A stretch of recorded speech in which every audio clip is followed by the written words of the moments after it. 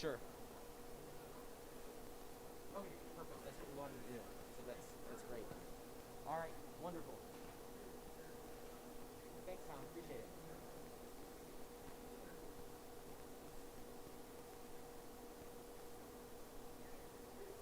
Okay, perfect. Thank you. All right, thanks.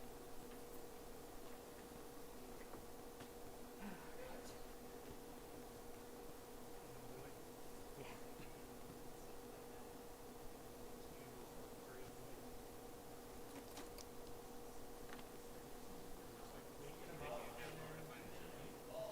Where was it at? It was just, well, because it's one of the shop teachers.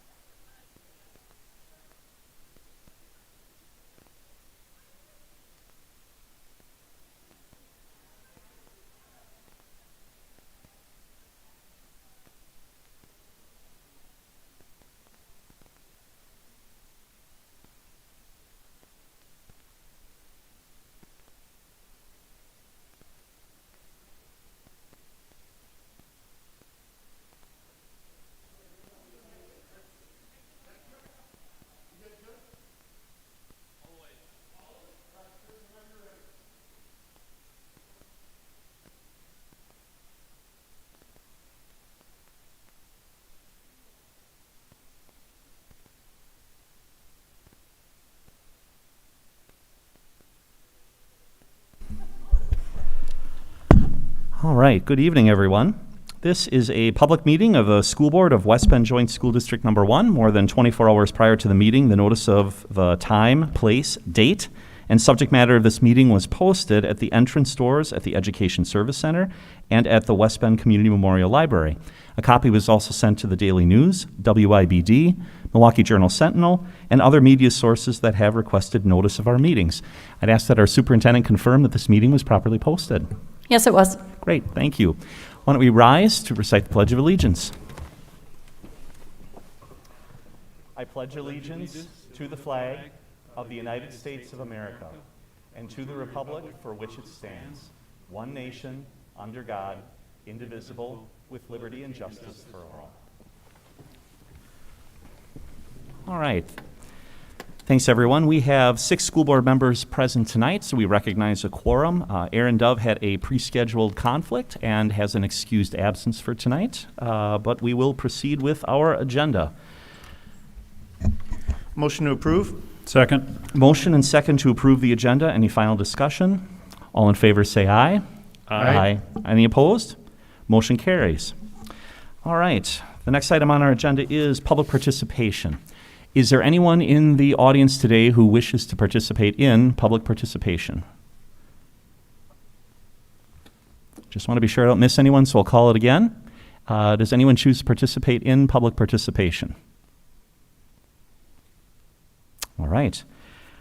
I don't see anyone there, so we will move to the next item, which is our consent agenda. There are 4 items in the consent agenda: the minutes of the August 17th, 2020 regular school board meeting, disbursements posted to September 14th, 2020, ratification of contracts, and resignation. I would move to approve the consent agenda. Would I have a second? Second. Motion and second to approve the consent agenda. Any final discussion? All in favor say aye. Aye. Any opposed? Great, the motion carries. All right, which takes us to the superintendent's report. And the back to school update. We'll turn it over to Superintendent Wimmer. Thank you. Just to remind everyone, I know we started the year with 3 instructional options, and we made our final selections, instructional choices, somewhere around mid-August. At that time, we had about 1,000 outstanding choices. People had not made their instructional choice. We did some automated calls, emails, reminders, and then ended up with 600 who received personal calls from our staff. So just thank you. Largely, our technology staff took that on and gave personal phone calls to walk people through what their choices were so they could make their options in a timely manner. We were able to batch enroll those who registered on time, and those who didn't were kind of in a second wave. Again, we continue out of our approximately 6,500 students to have 950 enrolled in full-time virtual options, 350 in some type of hybrid where they're taking one or more courses through the virtual academy, and the remainder on-site in person. In speaking with our principals and our staff, it was a smooth startup in sites, in person. There was a lot of pre-planning, and they said, in some ways it was smoother than years past. And I said, well, all the intentional planning and resetting of routines and expectations, and kids just being joyous around being back in school and seeing each other and being in classrooms and on playgrounds and in lunchrooms and having that interaction.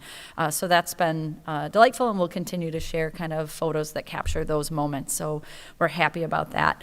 The other piece that is not going well, I am not one to sugarcoat, so I think the board knows that of me, and our families will learn that as well. It's been a roller coaster with our virtual partner.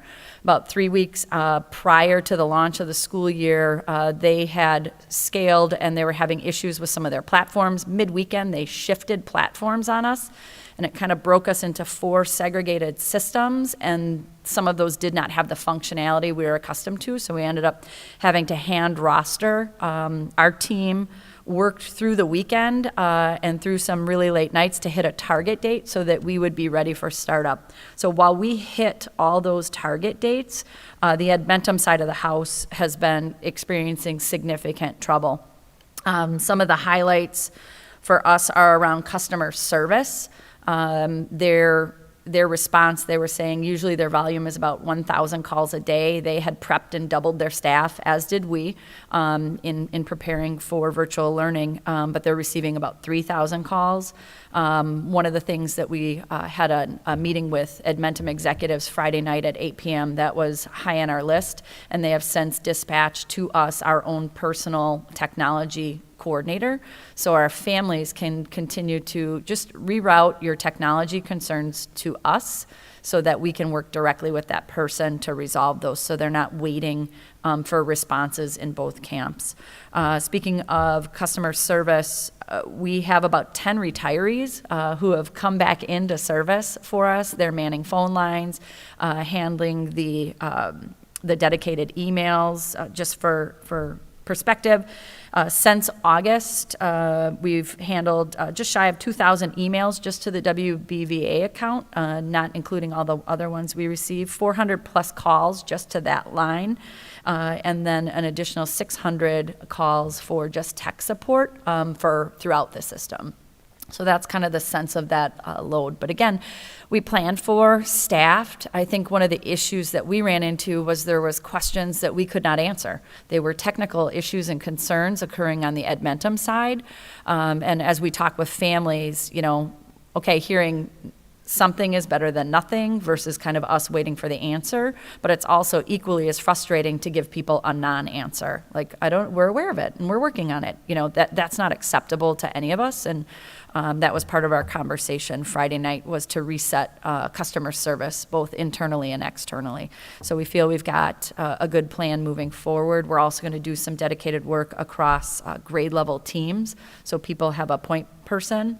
And we'll also set up a daily dashboard of known issues, so you can check there first, So again, we're not flooding our emails with, 200 of the same thing and requiring a response. It's, oh, that's a known issue, they're on it, and here's what we're doing about it and what's the ETA and the correction. Again, that dispatched Edmentum staff member who works solely for our district will be critical in us moving through those known issues. I know tonight, our Assistant Superintendent, Laura Jackson, sent out a communication to families just describing what are the known issues, what are the things that we're seeing, what is our plan for correction. And it's been things around parent logins or, things when the rosters were pulled over, logins were off by one, so us having to reset passwords. So it was just things that were, equally as frustrating to us as our families that we continue to work to correct. So we see the light at the end of the tunnel, so to speak, on some of those things.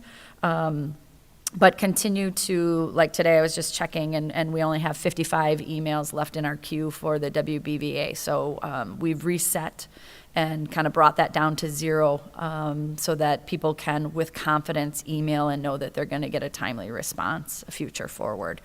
The other piece is around teachers. On the Edmentum side of the house, we see them shifting teachers on us, and we're not okay with it. When we had a discussion on Friday, our vision and our commitment to our students and families was a dedicated teacher, whether it was our hire or theirs, it would be a dedicated teacher in a cohort of learners that were our kids. Edmentum, in our Friday conversation, I asked, could they or couldn't they meet that commitment for me? Because I was going to move forward in an alternate direction if they couldn't. I'm thankful that they were honest. They said they were responding to other families wanting to be able to be more flexible in their schedules. So they had put out a schedule of the week. So you could pick, which on one end is great. It provided families with the flexibility of put what works in your schedules. However, it would create potentially a new group of students every day in that class.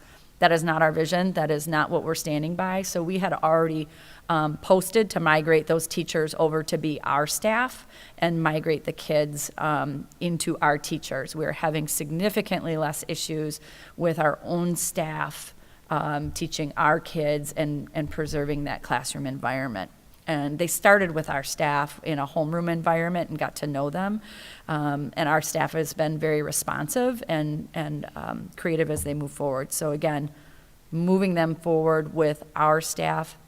We're seeing also a discrepancy in some of the curricular pieces where it might be either too high or low. And Edmentum staff, we're just kind of going with a party line, so to speak, around, well, here's what it is. No, that's not the experience we expect for our students. We expect to differentiate our curriculum to meet kids where they are and either push them forward or redesign some of those elements that we know are not developmentally appropriate. One of the examples was asking a 6-year-old to write a story with a beginning, middle, end, full plot, and characters.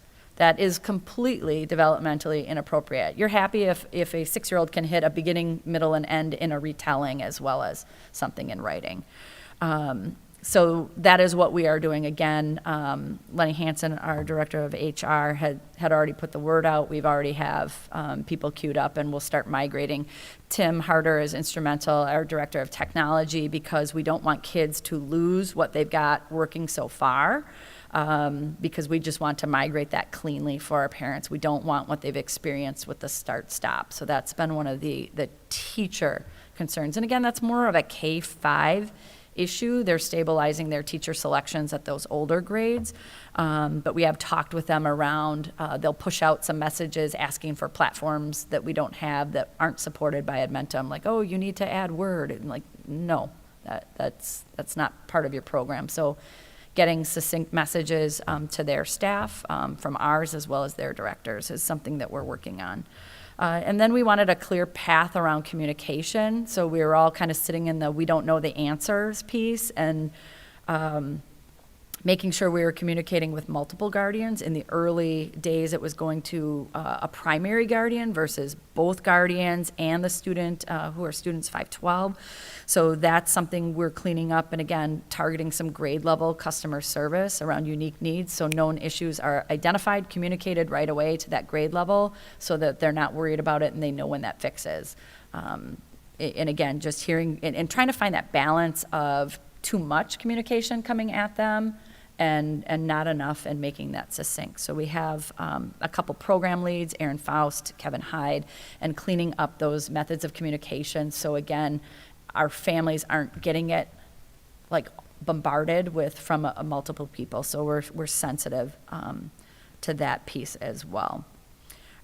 So I think we have, like I said, it's been quite a roller coaster ride. We've got a really dedicated team who's worked throughout all weekends into the night hours to course correct and make sure we're delivering and on point for our promise for our students and our families.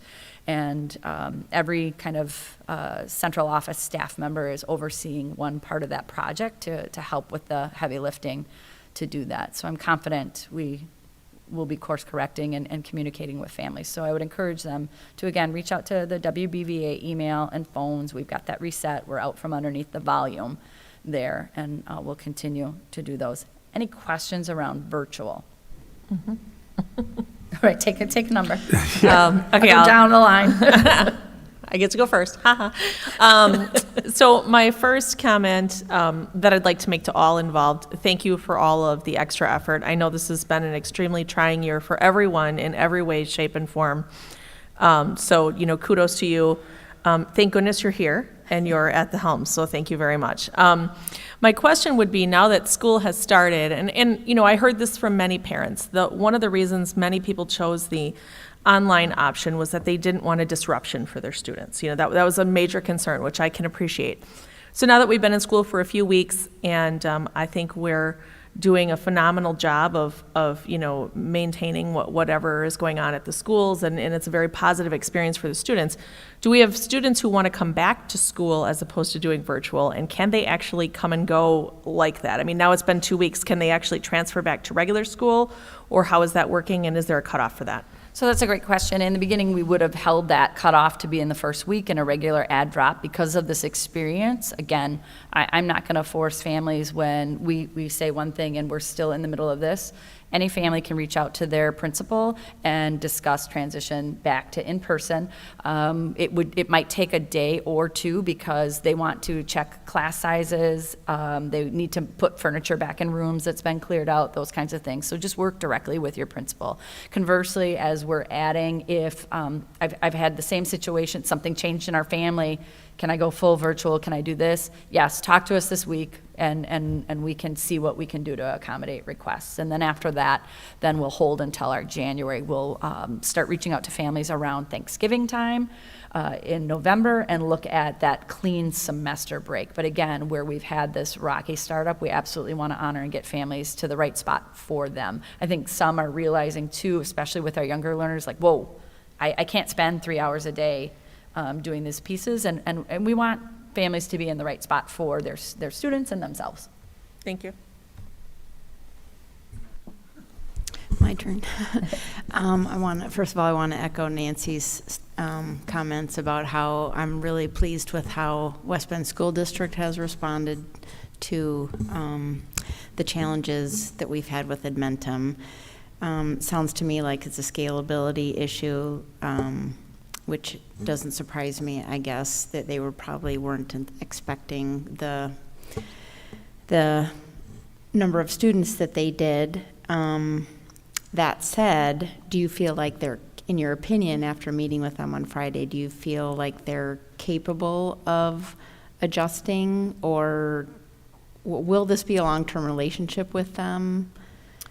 Or are we looking at other options? So I think specifically for K-5, what I've seen from our teachers who are absolute trailblazers in this, we want to provide them some of the pieces for support, but they're going to build and deliver a more quality product. I think that'll be short-term for us to scale up, and we talked about that and prefaced that in our conversation on Friday so that we would have that ability in our terms and kind of go a la carte on what we needed, and they were absolutely supportive. So we'll be looking at and taking the pieces that we want and how are we growing and what does that look like short and long term. So contract-wise with them, they're not viewing that as breaking the contract, or, okay. No, if you wanted to talk in those terms, it's clear breach on their end. And that's what I brought up on Friday. So they will let us do whatever we need and we'll respond accordingly. Excellent, thank you. And just for the community, I was at Rotary this afternoon, and I said, you're going to find a couple things about me. One, I'm a fierce advocate for students. 2, I'm responsive. And 3, I'm a fiscal steward of the community's dollars, and we have not made payments to the company. So just for our community to know. Again, thank you. Take this off. Thank you to you, the administration, the teachers, the families for the patience. We've seen some emails come through, and I'm sure there's a lot more that have come to you and Laura directly. And we appreciate the angst that's out there. So many questions come to mind, but I guess at this point, we're starting week 3 of the school year, and for those students who have been enrolled full-time in virtual, are they still waiting for day 1, or are they on day 10 or day 5? Kind of how far in are they relative to their in-building peers? Sure. You look at, so that first week for both in-person and virtual, it was orientation and logins and those things. We wish that some of their courses and things would have been ready for them at that time to get in and practice. But for some students, there was no delay. And for others, and then it's interesting, one of the Edmentum known issues is some of their due dates are in 2050. All my students out there, no, you don't get 30 years to do your homework. Like, it's paced, but that's not the pace. So they're making corrections. And then what we didn't know when we were rostering in there, we should have set September 8th as that course start date, and we set September 1. So some of our students received a message like, you're behind. And they weren't, and that caused panic too. So it was, like you said, like, what day am I on? And we've talked about a back-end fix with Edmentum around that to reset the kids so that they, don't think that they're behind on some of their coursework. But no, they're in and working on courses. And again, some families, it's been, nope, we were in right away and on. And for others, it's been a really hard grind forward. Second question, I appreciate their leadership team's willingness to be on a call late on a Friday. I have to assume we're not the only one that's darkening their doorstep. Correct. So there's 11 Wisconsin districts specifically. We've been working most closely with Oak Creek. They're very similar. They have 1,200 students. We have 1,300 students. And one of their staff members, they were a week ahead of us. And one of their staff members literally came to my house over the weekend to help us avoid some of the pitfalls that they felt during startup and help us accomplish what we needed. And then their teams are connecting with our teams, so our program coordinators, so that our teachers aren't working in isolation and they can work together on that. So I'm really excited about that partnership, and I'm sure we'll reach out to the other districts as well to support each other. Okay, thank you. Mm-hmm.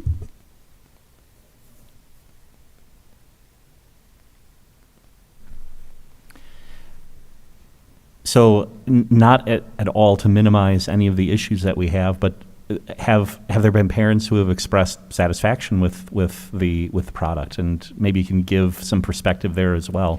Sure, absolutely. So I think, for every painful moment, we do have people reaching out and saying thanks. And what they're really thankful for is the choice and the opportunity, and they kind of came into it knowing we were going to be trailblazers and expected some bumps and bruises along the way. None of us expected to this degree, but those people are like, you know what, this is working for our family, or, it's okay, we expected this, we just keep communicating with us and helping us along, and they have expressed that. So, you're grateful for every moment. It's, thank you for taking a moment and sending kind words. The team is working really hard to right the ship, so to speak. So, great. Other questions for the superintendent with regard to virtual? What is the main method of communicating concerns to the district as it relates to Edmentum? Is it that email? WBVA in our just traditional ending at wbsd-schools.org. It's right on our main page, so you can go right into that queue. Again, there's a team of 6 of us behind the scenes monitoring, looking at that, routing it, if you will, to the right person.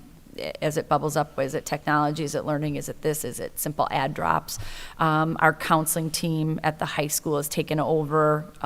They did orientation on the systems the other day. I've been working with them and have really stepped in and have done amazing work, because the work on that high school end around transcripts and making sure kids are on the right path, they've prioritized looking at their seniors. They reviewed every single course selection, all of those pieces in the systems.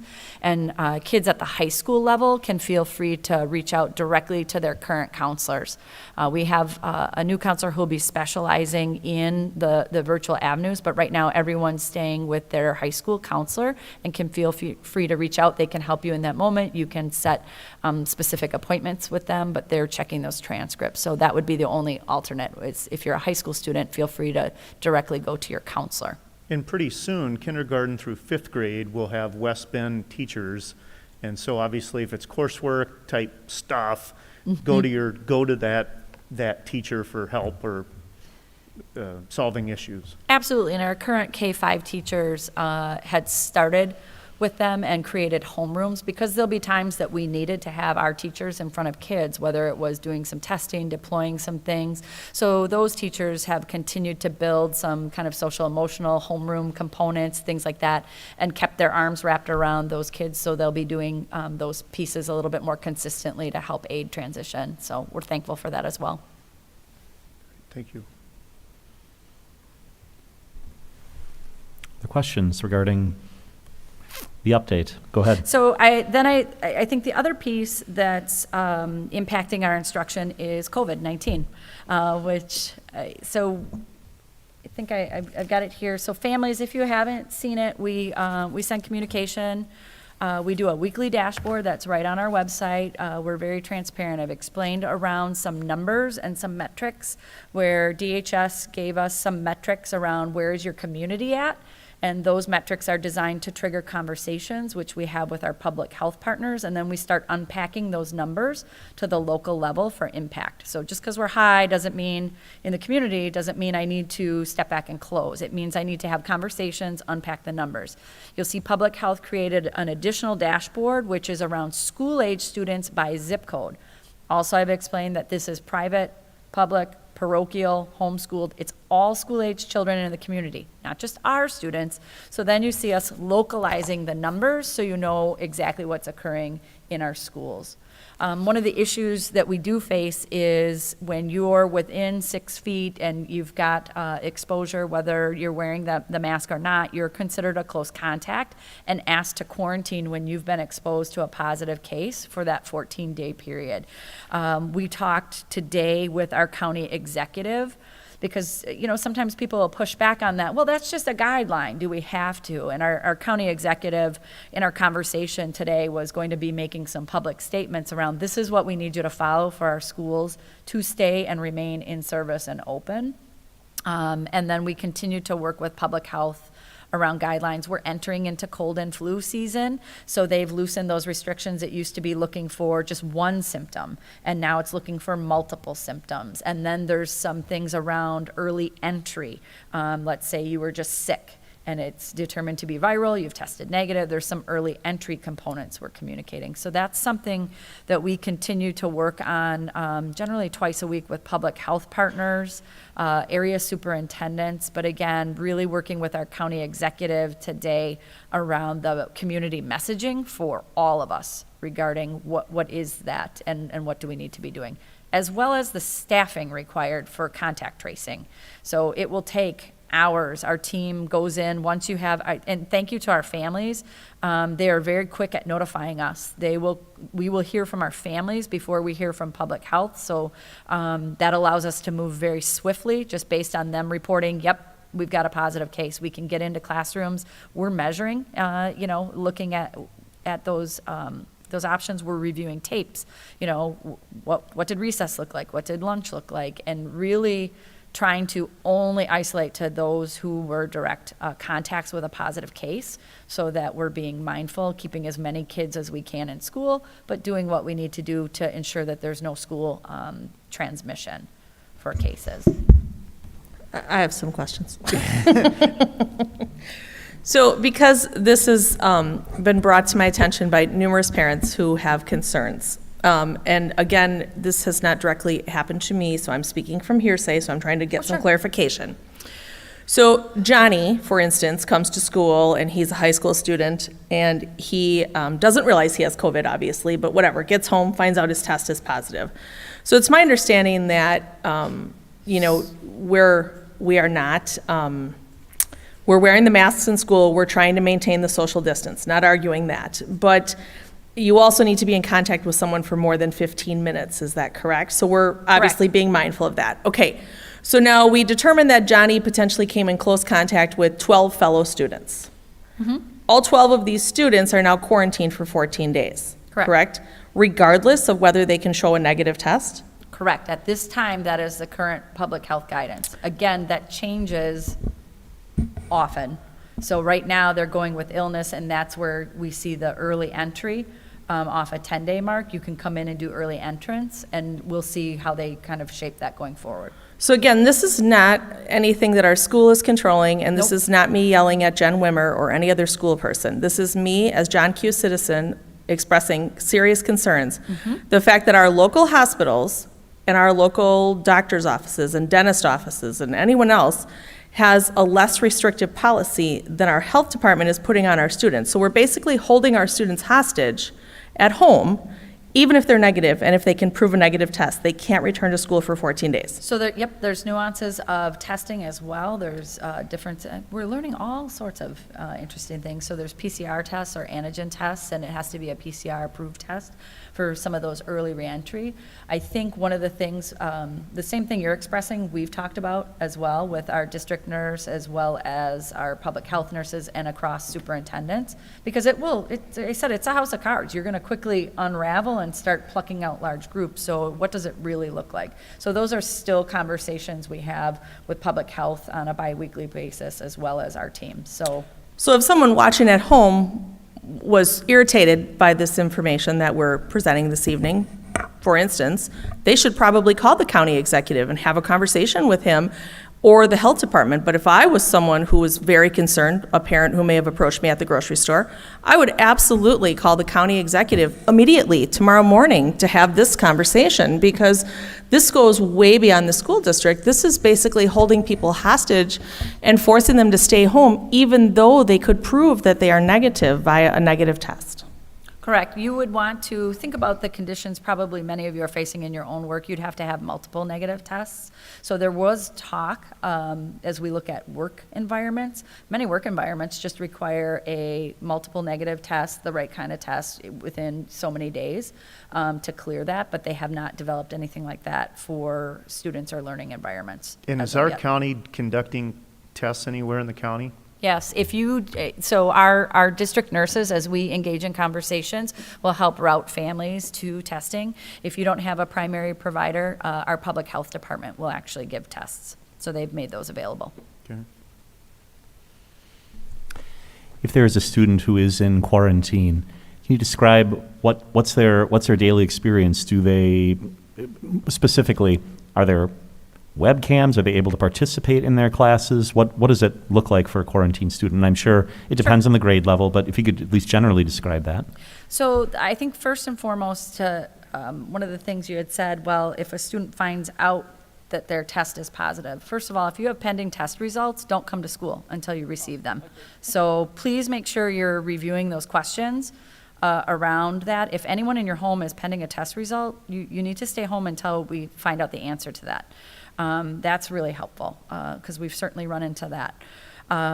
And then when you talk about learning, so if our teacher's healthy, if our student is healthy, and all teachers are kind of getting into that groove of what does the new distance learning look like in patches, they can patch into the classroom, whether it's Google or things like that. What's really unusual right now is, you know, last year we were all live in a class in Google and engaged. Because of the implications for HIPAA, and it's a health situation, we have to have the laptop just facing the teacher, because technically students shouldn't know who's out in that in that case. And, you know, some of the kids chuckle, it's like, well, everyone knows. But we still need to be protective of that. So that's an unusual piece where you don't maybe feel fully engaged because you're not facing your class or interacting in that way. And that's something we're all facing, but that's designed that way for a reason to meet those guidelines. I guess, sorry, one last thing. I would have concerns about the mental, problems that we might be creating with our students. I mean, we have students who've been off of school for 6 months approximately, whatever you want to use for your timeline. Now they're finally back. Now, they come to school and, because of nothing that they've done, now they're stuck at home for 14 days, potentially out of the sports. And really, I'm concerned about some of the kids' mental health issues that might be happening here because of these really insanely strict, guidelines that our health department is forcing on our students. So, I mean, I really hope that, people who are listening or even on this board, if you have the same concerns, I mean, we really need to speak up. This is for the betterment of our students here. And many of these students, really rely on coming to school as the better part of their day, or being involved in sports is very important to them. And this isn't fair to them. I'm sorry. And I realize life isn't fair and you can give me all those lessons, but you know what? Let's wait till the kids are at least out of high school before they learn that, the world isn't a happy place. Let's try and keep it happy while they're here. I think one of the things that you touch on around that emotional health, and we're seeing this now as, we have kids who are going into quarantine, there's awareness that, hey, there's something out there and it's killing people, and it's scary. It's scary for a kid when all of a sudden, like, hey, I need to ask you to step up, but, they're worrying, like, am I going to get this? Am I going to be hurt? Well, does someone in my family have it? You're absolutely right around understanding those mental health pieces around fear and anxiety, or, as you said, like, what did I do wrong? Or anger around, like, this is ridiculous. Why do I have to do this? And feeling punished for nothing. So those are absolutely pieces that are there. We've had conversations with our district nurses around how to navigate those conversations with our kids, so that it's not scary and it's not that kind. So that's absolutely something that weighs on us as we serve kids. How are teachers and staff, the past 2 weeks? Do we have several teachers and staff who are out or quarantining? Is that part of, I can't remember if that's part of your dashboard or not. Yep. It is, yep, okay. It is. So we would talk about that. One staff member was placed in quarantine last week. We had some leading into the year who had to start a little bit later. But the same thing for our staff. Teachers are, I always say, anyone in a school has that culture of commitment where, they're going to be the last man standing, and like, I'm going to come to school. It's, just the sniffles, just this. And it's like, nope, you need to stay home too. And we'll figure out how to patch you in and, do that kind of thing. But we want them to stay home and monitor their own health too. So, but yep, we absolutely, and we report, like I said, locally, whether it's staff or students. Do you think it would be beneficial to the community and maybe to this board to invite our county health director to our next board meeting to ask some of these types of questions? Or do you feel like you and, like Lenny are handling that on a daily basis with communication with them? We do have consistent communication, but Kirsten Johnson is our director of public health, and she's absolutely offered that to any board who would wish to have that. So if that's something that the board would like, I can reach out and schedule that.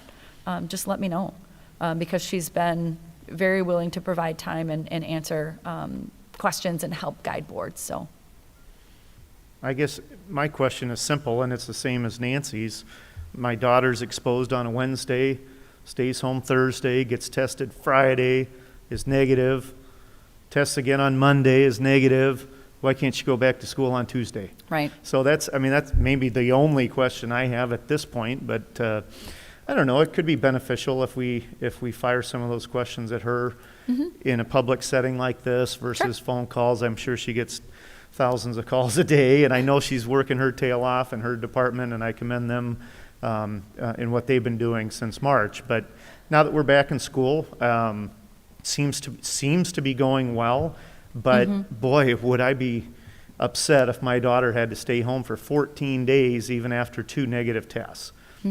So same question as Nancy, and of course that affects, activities. My daughter's at dance tonight. Well, if she's not going to school today, then she doesn't get to go to dance at night, sort of thing. And so she'd be devastated if she's literally sitting at home with 2 negative tests, not able to do her fun activities. So, Well, what I can do in the interim too for our families, I'm certain, just as you have those questions, our families have that, and those are the same things we puzzle about as area superintendents with her. I can ask for just a public statement that we can include in this week's COVID update for all of our families around the why in that, and when and how is that being examined, in addition to, like you said, a future invite. But that at least gives information sooner rather than later. yeah. And I regarding simply, that. I don't want her to come here thinking that we're going to be firing questions at her, but I think as a school district with 5,500 kids in classes now and over 1,000 staff members in and out of our buildings, I think the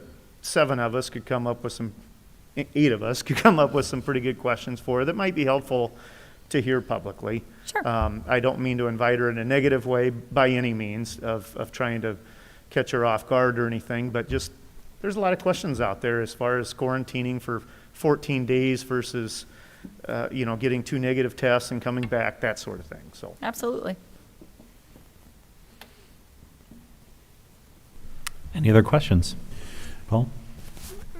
Talking about our neighboring districts and the collaboration that's gone on, how have we fared results-wise 2 weeks into the school year compared to our neighbors? Are we all seeing similar results, or are... So we text each other pretty often around like, oh, had one here, this many kids out. So we're in tune, but some of the neighbors have already closed down whole grade levels because they can't serve because of the intensity. So I feel like we're really holding our own right now. On that, we're certainly by far, like I said, when I work with others and hear that they're having to close whole chunks of school down, we don't have anything at that level. So huge thank you to our families, to our teachers. Your kids are doing the right thing. You're making the right call by staying home. And it's together that we're going to get through and keep the buildings open. Thank you. You may have reviewed this previously, but I know usually during normal school years, there's a certain number of absences that are allowed, whether they're for illness or not. Has there been a policy or administrative rule change about that? So the state has new flexibility and guidelines around what, truancy really means. And Tim Harder in our technology department has worked to create a new code to reflect quarantine. So we're not pushing absent letters to families where we're the ones literally asking them to stay home. And then there's also, are they patching in? Are they present technically for their learning? What does that look like? So there's new codes so that our families don't have to be fearful. We want them to, as Paul said, just stay home. I'd rather you err on the side of caution, and if you're able to do that, that you do that, and we will not be penalizing you for it. We'd rather get you connected to your learning and go on from there, but we won't be sending you attendance letters on that one. Other questions? All right, anything else to the update? No, just right. like I said, we'll continue to be really transparent about our data, and as things shift and change, to update families and continuing to communicate. Great. Well, and I'll echo this board's appreciation for your work, your staff's work, the work of teachers, parents, and kids. I mean, we've got to come together on this, and we are. But thank you for your efforts. Appreciate that. All right. The next item on our agenda then is, under action items, to set our agenda, resolutions, and budget for our annual meeting. And Andy Sarno will be walking us through that. Andy. Good evening, members of the board, Superintendent Wimmer. Thank you for the opportunity tonight as we're leading 2 weeks away from the annual meeting, State of the District, 3 different meetings that evening. So I'm excited to share just a little bit of information with you tonight. I have 2 goals. Number 1, to make sure you're comfortable with the information that's leading into that meeting. Second goal, and I'll state this regularly. I remember we had a discussion back in June when the preliminary budget was approved. There was some discussion that evening about what do we believe the legislature might do before we set the levy in October. And some of that discussion leads into people are watching on TV. We do take minutes and whatnot, and I'd like that reflected accurately, not necessarily for our dialogue, but for some of those folks that might be reading, watching, and whatnot, because the level of awareness and whatnot, where ours may be different from theirs, either higher or lower on both ends, I just want to make sure that everybody is clear. So giving the community just a little bit of information leading into that meeting 2 weeks from tonight. So I have, first of all, this will be the 101st annual meeting of the electors. I apologize. This does not need to be an action item. We did talk about that 2 weeks ago. So action is not needed tonight. In the executive summary, there was not a recommended motion. If you choose to make take action this evening, that's fine. Our district has historically done that. However, it is not required. But we have a meeting on the 28th. This is a sample agenda, and again, we've discussed this, I think, a couple times now. 6 o'clock registration for the annual meeting, and essentially all that's doing is registering the folks that are in attendance. 6:30 is the public hearing of the 2020-21 budget. Mr. Zwygart, President, will be calling the meeting to order. Approve the agenda. I will have probably about a 22.5-minute presentation. Almost what we're going over this evening is the second and third document. We will give the community an opportunity to share ask questions and share comments, and then we would adjourn that meeting. We would wait promptly until 7 o'clock to start the annual meeting, which is what I would call more of a state of the district at that point. Pledge of Allegiance, ground rules, and again, just kind of going over what those what's expected at that meeting. We would be electing a chairperson at that. Approval of the agenda. Superintendent Wimmer would be providing a state of the district, and then there are 4 resolutions that are brought forward at that meeting, which I have on page 2. First one is resolution number 1, which is the tax levy. That's the dollar amount. This is not binding because there's still preliminary information that we're working with until the Department of Revenue and the Department of Public Instruction releases it on October 15th.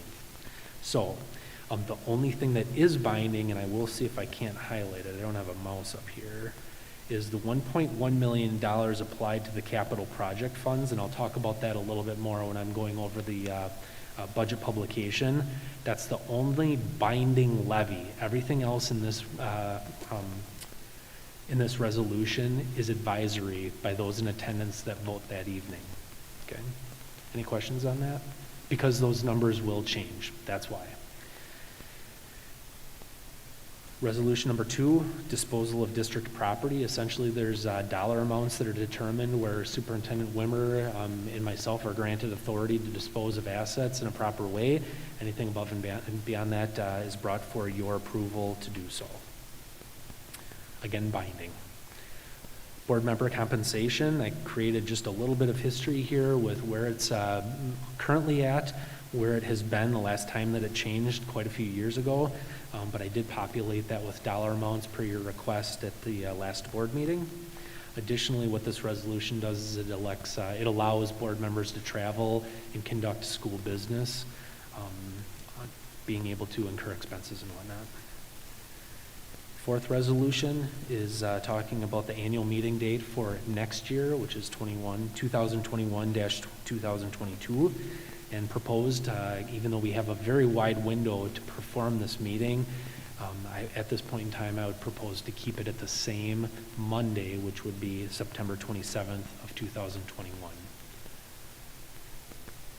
Any questions on this document at all with the resolutions? So just a very quick question regarding resolution number 2. I have no problem with it. The estimated amount, $5,000. That seems a little low. I might ask if that's handicapping the district in any way.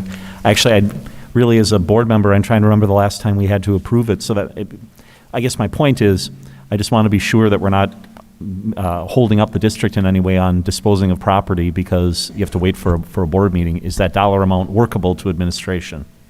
It is, that dollar amount also corresponds with what a capital asset would be deemed as to the federal government.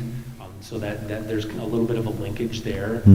But also remember that quite often, short of the sale of a building or some land, we use our equipment pretty thoroughly. So that, and again, you might have a vehicle, $25,000 purchase, you use it for 7 years, even though the value is there, it's been fully depreciated because that's under the depreciation schedule we utilize with our auditors. And so even though the value, very, very rarely would we ever have an opportunity like that, so, yep. Thank you. In fact, I think if you kind of think back to meetings, I don't think there's been anything that's in recent history, but thank you for asking, that's a great question. Any other questions on the resolutions as well as the agenda for those 2 meetings that evening?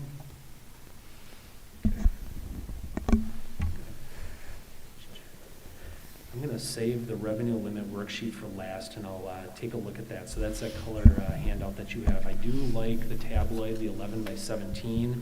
It allows us the opportunity to see things just a little bit bigger. So we've got it on the screen. I hope folks can read it. Again, it was posted in our packets and whatnot.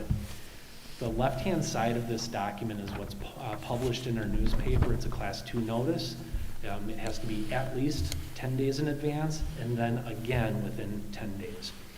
So that's already been coordinated and whatnot with our newspaper.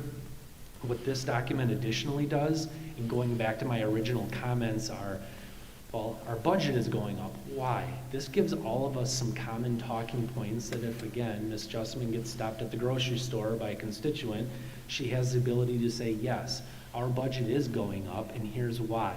Because we're a low-spending district, there's a biennial budget that allowed for us to be, the whole floor to be picked up by $300 last year and this year, and that's why the budget's going up, even though we do have some declining enrollment. So there's some talking points here. I apologize, and please let me know if you'd like me to read them. I did make just some comments if you'd like to go over them. But essentially what we have is with our general fund, we have a balanced budget. Our fund balance is sitting at just under $16 million, but what's proposed in this year's budget that we're in right now, this is a little bit weird for people to remember, we've already started our fiscal year. We're 2.5 months in. By the time you set the final budget and the levy, we're gonna be 4 months in. But that's a little bit of a different concept for those in the public sector, private sector, excuse me. But that's how schools in Wisconsin are authorized to operate. But balanced budget, I've captured everything here, what I believe from what we know and can anticipate within reason. COVID costs, the virtual schooling that we've discussed, and even that's in a little bit of transition. We've captured just about everything on the instructional, the support, and then what we call kind of that outside the instruction, which is some of those open enrollment. Like I said, the virtual gets coded in that. We've captured all those revenues and expenditures that we were anticipating right now. It's within the general fund. I can come down a little bit further into that next section, special education projects, which is where the Head Start county seat. We operate our special education out of our special projects funds, and then we have some student monies that are there, which all of that fund balance is actually student dollars that they fundraise that's been donated for those operations for students by students. But again, we've captured just about everything that's possible within this area. Debt service, the next section down. These are referendum and non-referendum. So what the board entered into without allowable, without constituent authority, we have debt issuance ability to do that. Additionally, the referendum dollars that the community voted on and approved in past years. What I've also done here is that fund balance, and it's important to note this, is that represents the majority of it, the defeasance that's been done over the last several years, and even included in this proposed budget is $2.25 million. That could be adjusted. We still have the ability to adjust that prior to October 26th, but there's another $2.25 million, all the while still keeping that tax rate or our mill rate flat. So I'll talk about that down at the bottom, but I just wanted to disclose that. So we still have $2.25 million of defeased money. But we are approaching $10 million of defeased money to be used for, in some way, to pay off that referendum debt. but that is there for some future use. Capital Projects Fund, trust funds, this is where I wanted to point out. We made some adjustments as we completed our audit, and that is just about nearing completion, but we ended up transferring more money into these two trusts between Fund 41 and Fund 46. They do operate just a little bit differently in how that impacts our state aid in the following year, but we were able to utilize that just a little bit, which is why our fund balance is increased last year, and potentially, and again, this will be finalized by October 26th, I'm proposing here to use a little bit of it this year. That gives us that flexibility back, but in the general fund. So we put more money than was anticipated last year. We're utilizing some of that, but the net is that there's still an increase in fund balance between the 2 years. So it ended up being a smart approach to be able to utilize this to keep our state aid where it needs to be. We didn't jeopardize anything. I think it was a solid approach to protect ourselves financially. Nutrition Services Fund, one of the big things I'd like to point out here where they do have a little bit of a surplus planned right now, that's primarily because every student between September 1st and December 31st of this year, so the rest of the calendar year, every student district-wide has access to a free breakfast and a free lunch. That's subject to if that pot of money at the federal government is completely used up before then, which is possible. We don't know when that's going to happen, but right now they're saying December 31st. So the reimbursement that we're receiving is actually financially advantageous for Abby Padilla's fund. Okay. Other post-employment benefit trust fund. Several years ago, the district took action where we had an old method of determining those benefits. We've slid over to a new contractual obligation where those were changed and minimized, so the exposure to risk, because we have the ability to control that dollar amount, as opposed to having it previously tied to health insurance costs. We're now entering into an era where we still have a few people on the old plan, and we could start incurring expenditures under the new method. So again, as we wrapped up last fiscal year, some additional monies were able to be transferred into this fund to protect ourselves and to address that liability that exists. So we're in a good place right now, and we'll continue to make sure that we monitor this. It will be dependent on who retires and when. We can estimate who that might be and when that might be, but we are being fiscally proactive in identifying some monies to be set aside for that. Community Service Fund, this is our Fund 80, and this is everything what I call outside of a typical school day. So our school resource officers are allowed to be in there. We have middle school sports, and then some other student programming that's either before or after school, and all of that's captured in there. You'll notice that the fund balance is declining. That was done purposefully over the course of a 3-year spend down to offset that expenditure where we started coding our school resource officers to this fund. Last little chunk that we have is we're the fiscal agent for a hockey cooperative among several other districts, so all of that has to be captured here. We transfer money in and we receipt money from the other districts in there, so that's the revenue and the expenditures. We're anticipating about $80,000 of activity for that sport.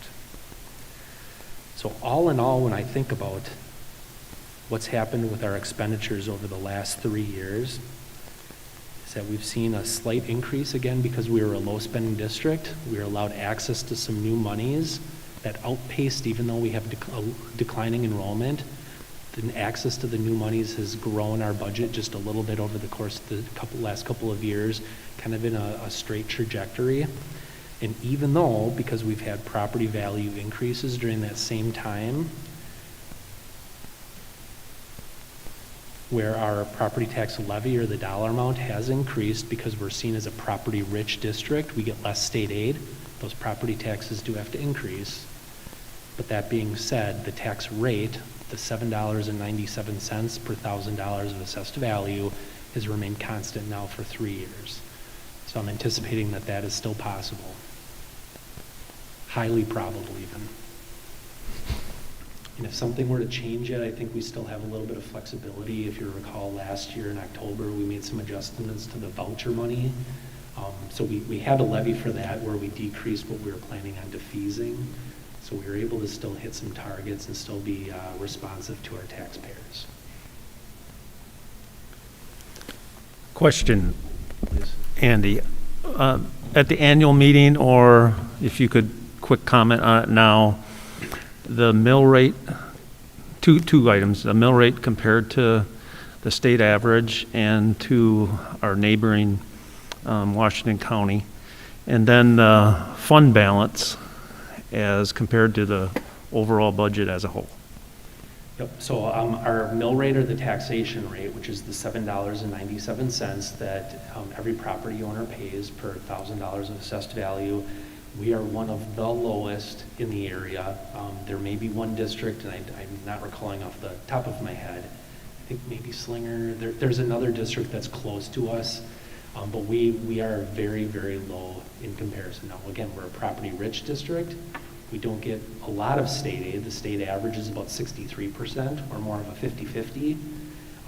But low taxation rate, even when compared not just to our neighboring area, but across the state. The state average is above $10 per $1,000 of assessed value. So, does that answer your question? Yeah, so Okay. the state average is around 10. Yep. So we're roughly even 20% even lower than Correct. the state average, and Yep. Okay. And there's several contributing factors to that. Again, our population density, so we have a lot of property value, a fairly large geographic area, but our population density, we just don't have that like some other areas. This, I was gonna say a second point, I apologize. I'll think about it in a minute.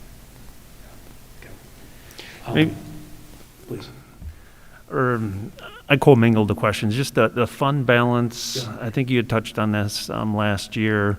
We need to maintain a certain percentage of a fund balance, that $15 million you roughly started out.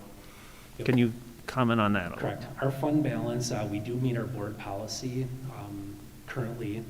So the $15 million is at that amount. Now, the thing is even though there's a fund balance, some of it is designated, it's reserved for special activities. Perfect example that I think we're all aware of is the Jackson Trust. There's money that's set aside for some point when we do something at Jackson Elementary, that amount could be used. It can't be utilized for cash flow. Well, it can be used for cash flow. It can't be spent on textbooks or staffing expenses. It's designated for that. We're a self-funded health insurance. There's a fair amount of money that's, again, set aside as a contingency in the case we have a bad year where the claims exceed the money that's been collected. So where we do have an adequate fund balance, when you pull out those reserved accounts, we are a little bit on the low side, but as a whole, we're currently meeting our board policy. And I will talk a little bit more in detail about that at the annual meeting. And just to give a plug with that, anyone that has questions, Andy is the expert, and he puts things in layman's terms that the average community member can understand, so I thank you for that. I hope so.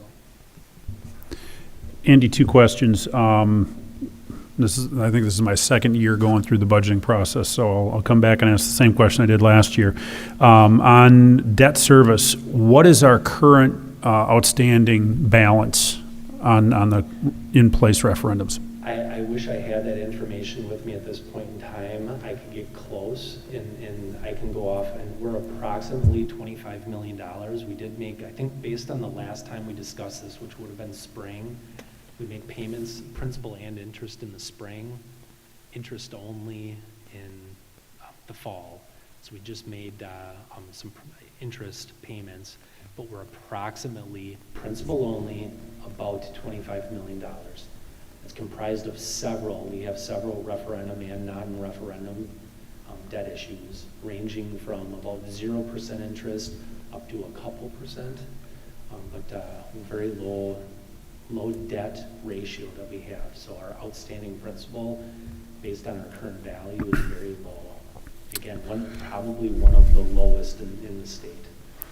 So if we take that 25 mil and we look at the beginning fund balance for debt service, we've got about a third of it saved up, and with the projected deposits going in this next year, we will, and the payments going against that, the normal payments, we ought to be getting close to 40+%. So for the community to understand, the notes are not callable, meaning they can't be paid off early, but we are going to have upwards of 40% saved up to pay that.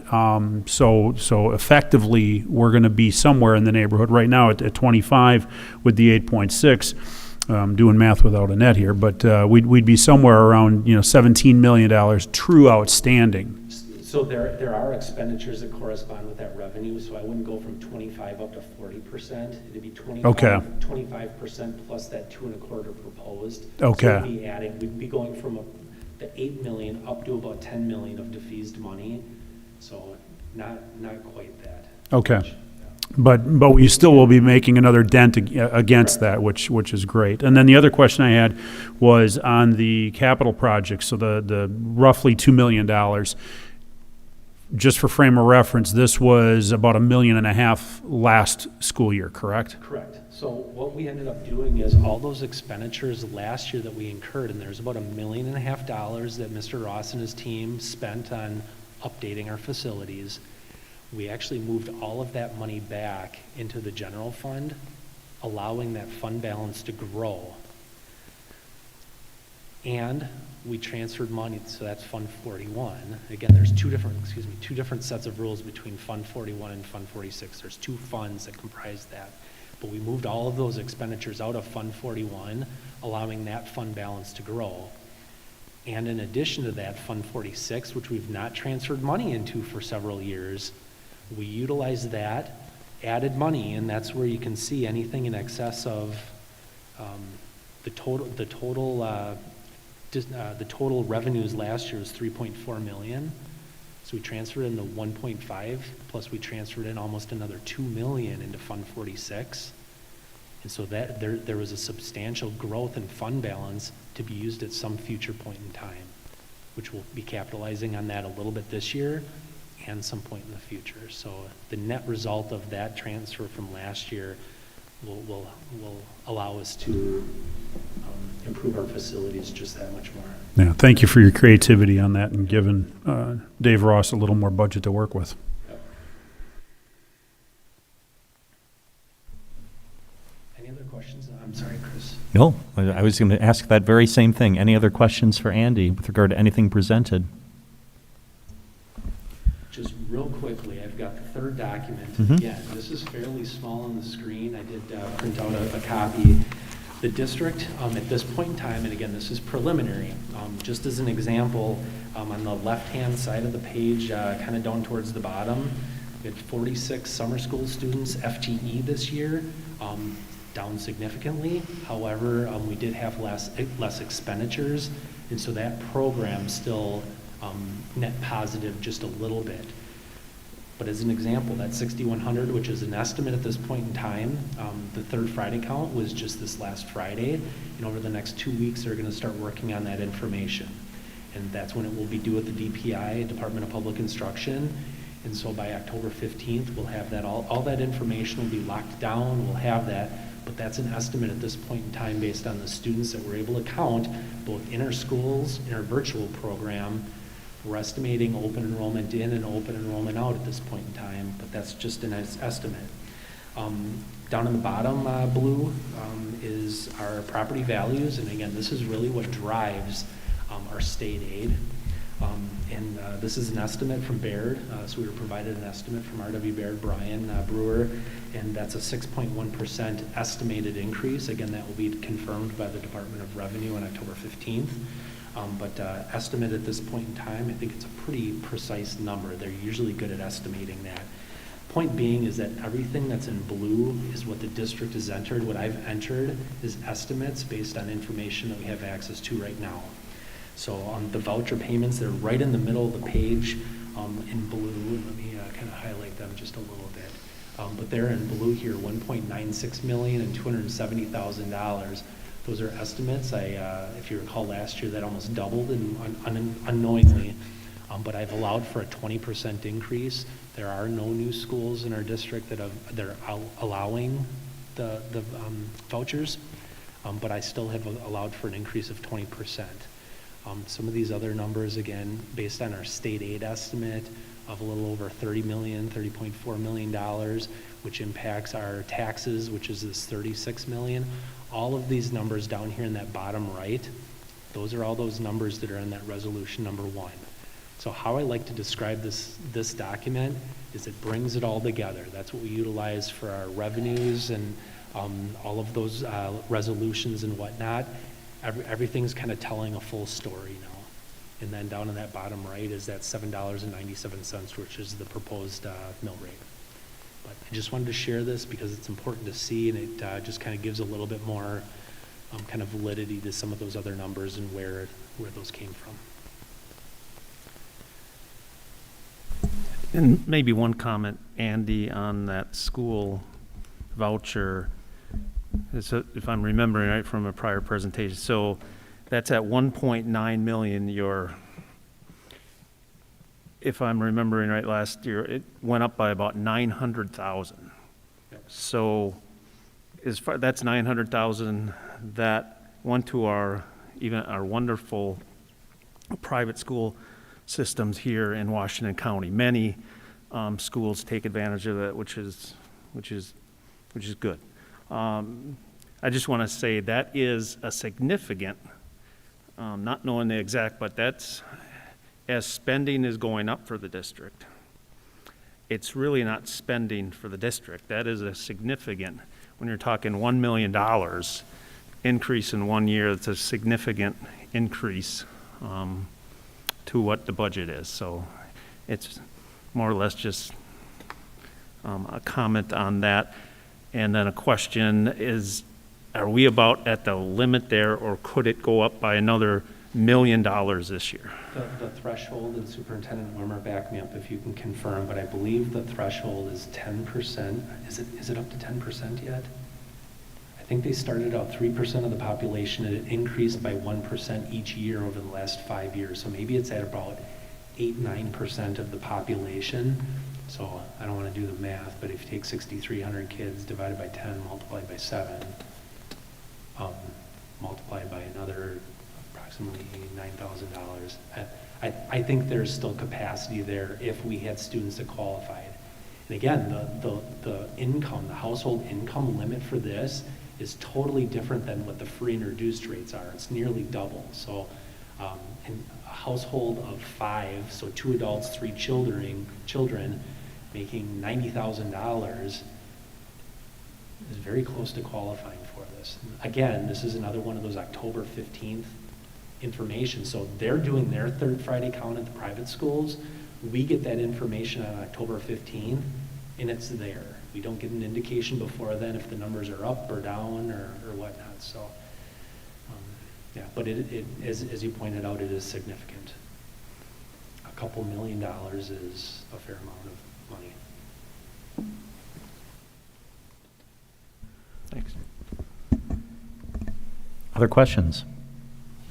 Take me through the annual meeting of school boards in Wisconsin. We've in my time on the board, we've typically had these 4 resolutions. Is that normal across Wisconsin? Are there other districts who have 10 resolutions at their board meetings?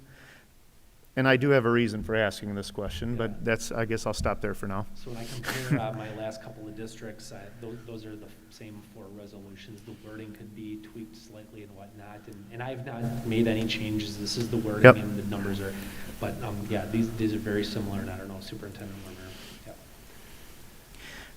There's usually a standard set that, Yeah. that you're going for. They're very similar. I know that all the area business directors work together, look at these pieces, look at process, and kind of reevaluate that annually in case there's any recommendations for changes, but it's very standard. I guess, and I'll tell you the reason I asked that question, and Mr. President, with the annual meeting in 2 weeks, I would prefer that we do take action to show the community that these are the 4 resolutions that we plan to bring to the community in 2 weeks. Just in case there's 500 community members who come and want to have a resolution number 5, 6, and 7 or whatever. I think it goes kind of a longer way just to show that we discussed these 4 tonight and took action to bring them to the community. It's great. Any additional discussion on that? Questions, concerns? I can make a motion. Please do. I move to approve sending resolution number 1, the tax levy, resolution number 2, disposal of district property, resolution number 3, board member compensation, and resolution number 4, the 2021-2022 annual meeting date to the annual meeting of the electors, which will be held on September 28, 2020. Second.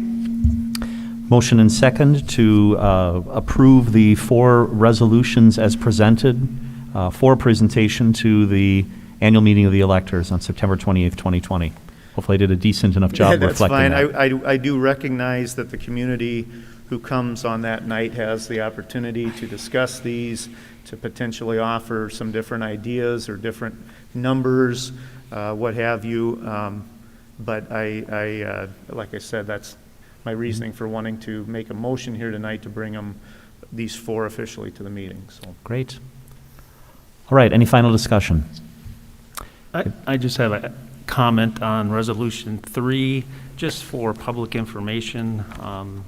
It's on board compensation. As Superintendent Wimmer says, we're trying to be very fiscally responsible with every dollar we get spending-wise for board compensation. If I'm recalling my numbers, the city board council or city council members have annual compensation about twice that of the school board, and the county board is almost 2.5 times more, last time I checked. It could be off. So again, with keeping it the same, I'm in favor of keeping it the same and being good stewards of your money. And then just wanted to comment on. I would like to thank Kurt for pointing that out, because I think that's a critical piece for people to understand that, not just are we financially conservative with the budget, but also with our own payment. And I would venture to say that we put in as many hours, if not more, than city alderpeople and county representatives as well. So thank you for pointing that out. Great. Thank you for the comments. Any final discussion? All in favor of the motion, please say aye. Aye. Any opposed? Great, the motion carries. Andy, thank you for your presentation and for your work. We appreciate it. The next item on our agenda is a discussion regarding the proposed 2021 employee health and dental insurance premiums. And Mr. Lenny Hansen will take that point. Take it away, Lenny. Members of the board, thank you for having me here tonight. Last year, I did a pretty deep dig around this time of year into what all of our benefits are. We had a lot of newer board members and had never had that opportunity to kind of understand the full plethora of pieces that factor into our, especially health benefit package. This year I won't go quite as deep into those details, but I still want to cover all of the big picture pieces that factor into especially our health insurance costs and premium as a check-in this year, and then we'll be ready for questions throughout and after. So this is kind of the order we're going to go in today. First is dental insurance, which is a pretty short discussion. After that, then we have kind of an overview around health insurance, and then we'll talk about a few of the key pieces that factor into that. And then we'll close by talking about some of the ways that we are trying to curb potential expenses on health costs. So first piece, we are looking at our dental and health insurance renewals for 2021. So our benefit year starts January 1st and runs through the calendar year. So the pieces that we're looking at are reflecting on the previous year's experience on our benefit costs, and then looking to project what we think they will be for 2021 and what employee premiums would be as a part of that equation. So for dental insurance, we're staying with the same carrier, which is Delta Dental, which we've had for a number of years. While dental insurance often gets overlooked, it's not a drop in the bucket. It's a nearly $1 million expense for us as a district. We're performing very well in 2020, which is a repeat of 2019. And honestly, we were performing well even prior to the pandemic. As you may know, the pandemic has put a lot of holds on dental care for individuals, especially for the first couple of months when dental offices were completely shut down. But we do see that starting to catch up now as we get our monthly updates as what our usage and claims are. But certainly the pandemic has impacted dental costs even more than health costs. So we're performing well once again.